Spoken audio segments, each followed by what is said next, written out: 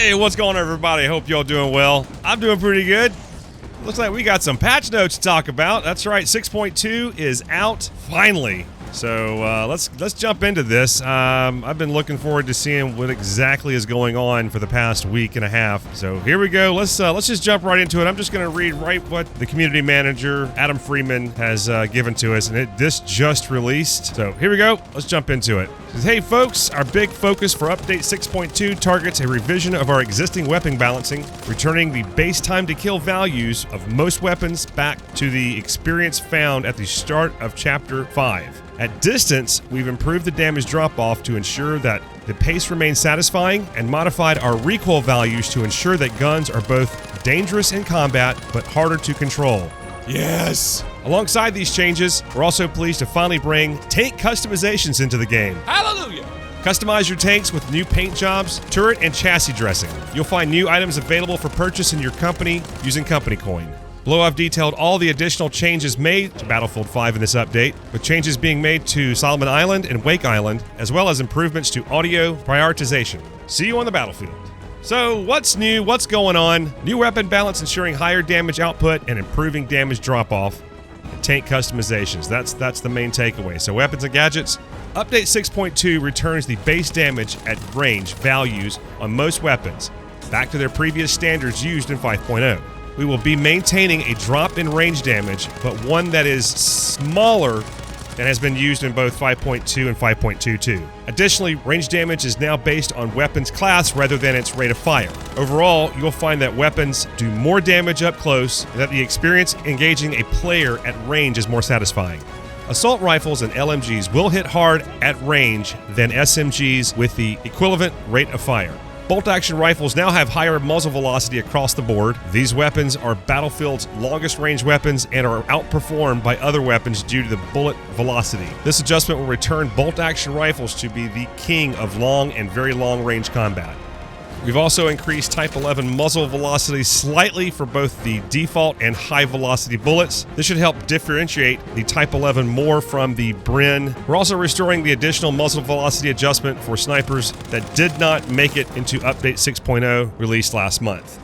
So, here are the general changes that are coming to the game. Tweaks and damage values of the Bazooka and Panzerfaust. The Bazooka now does slightly less damage, especially for poor angle hits, reflecting its role as a long-range sniper weapon. Okay. The Panzerfaust now does slightly more damage, especially at poor angles, returning it to the solid, all-around, reliable anti-tank weapon. The Bazooka now one-hit kills enemy airplanes. The Lunge Mine now deals the correct amount of damage and is more consistent. The Lunge Mine will no longer cause an unexpected second explosion after it has been selected if the player has previously used it. The Lunge Mine will now properly destroy stationary weapons.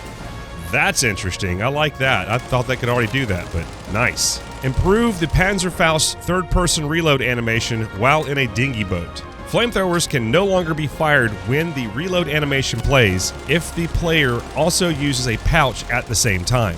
Anti-tank grenade throwback functionality has been fixed. Reduced wind impact on smoke emitted by smoke grenades and other smoke screens. Fixed an issue where certain smoke effects would not properly block enemy spotted icons. Smoke barrage, for instance. Fixed an issue with the K1, 147, and V1 rockets sometimes not having engine sounds.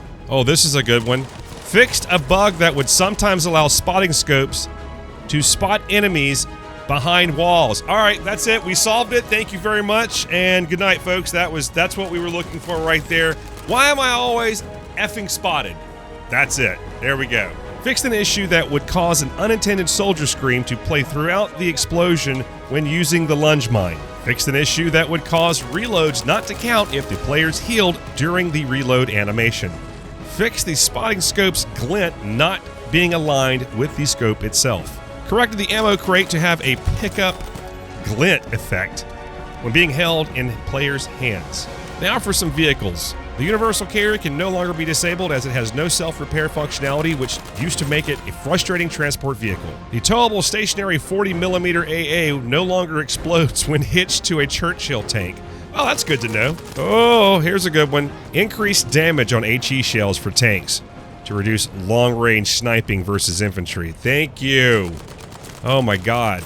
AT shells which have less blast radius are not affected by this change. Adjusted the Calliope rockets to fire from a more central set of rocket tubes in order to make it more accurate. Decrease the time between the 4-round rocket barrage of the Calliope to make it more competitive with the Hachi's 6-round burst. Did I say that right? I don't know. I don't know if I said that right or not. I have no clue.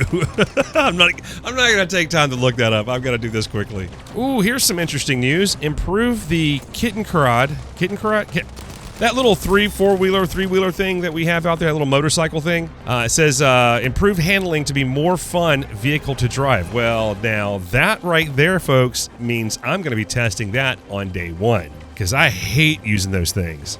Yay! Airplane 3P bomb sight gets less accurate at higher altitudes. Well, there you go. Pilots need to align the rings to bomb accurately from higher altitude.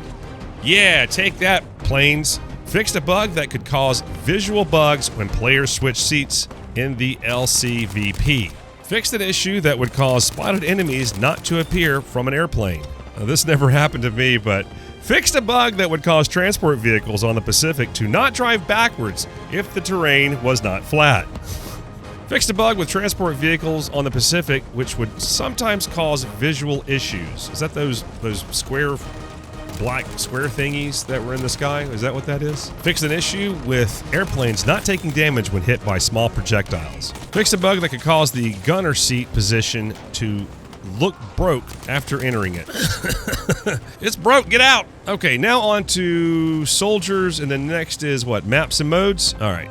Oh my god, this is so huge because this happens to me at least several times a month. The death flow has been refactored, making it more robust and easier for us to debug should there be other issues. This solves multiple issues related to players getting stuck in a bleeding out state after getting killed. To me, it's always when I'm around buildable objects.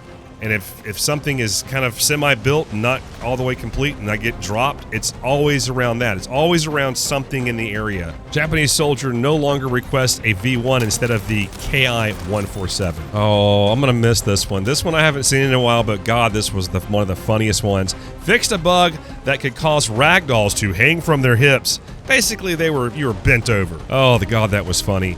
With this fix, hopefully this bug should get even rarer than it already is. Yeah, I don't see it a whole lot, but damn, I do miss it. I mean, you just make that for all the players. When you get shot and you go down, you just bend over.